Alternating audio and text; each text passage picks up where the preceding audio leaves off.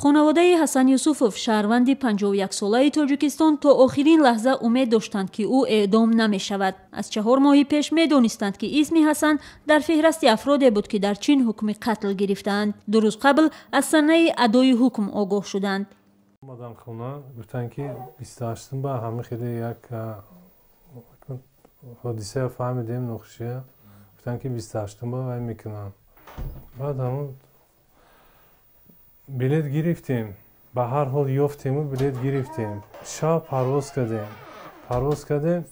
ساعت 8 با 8 نیم با پرواز کردیم. بعد همون 1.5 ساعت پرواز کردیم. باز قبول نکرد سمالیات همجا هوا بیزه بود است یا چیز بود است که سمالیات عبرت ما گردوند.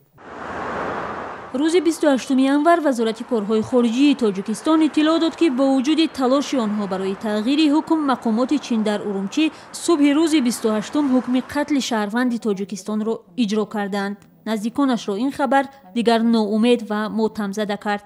یعنی پیش مراجعه کردیم، хотя перевод کنن گفته مراجعه کرده بودیم اونجا با که перевод کنن اینجا ده хотя бы на زندگی باشه اینجا خبر گرفتم میستیم گفته مادرم پیرن همجا به زندگی میکنن 83 دایم مادرم مولی نمیدونه یک چیز نگفتگی یکی وزن نشوا گفته مادرم ما وای نکردیم. حسن یوسفوف صاحبکار تاجیک 5 سال پیش در ارومچی با اتهام قاچاق مواد مخدر دستگیر شد. نزدیکانش به دلیل مالی در این 5 سال نتوانستند باری با او تماس بگیرند و ملاقات کنند. آنها حتی نمیدانستند که حسن در کدام زندان نگهداری میشد و چطور بازداشت شد. خبری بازداشت او را هم 5 سال پیش یک زن تاجیک از چین تلفنی به خانواده‌اش رسانیده و از آنها برای رهایی او پول کلان طلب کرده است. بعداً این خبر را مقامات هم تصدیق کرد. به درخواست آنها برای انتقال حسن یوسفوف به دوشنبه دادستان کل تاجیکستان پاسخ داده است. متاسفانه تا امروز سازشنامه درباره بازپس گردانیدن محکوم شدگان از جانب چین تصویب نشده است. از این رو ماهیتاً بررسی نمودن عریضه شما تنها بعد از اعتبار پیدا کردن شرطنامه مذکور امکان پذیر می‌گردد. حسن یوسفوف پدر 2 فرزند در تاجیکستان آشپز بود و سالهای 2008 برای بهبود بخشیدن زندگی به چین رفت. او در آشخانه‌های این کشور آشپزی می‌کرد و همزمان به تجارت مشغول بود.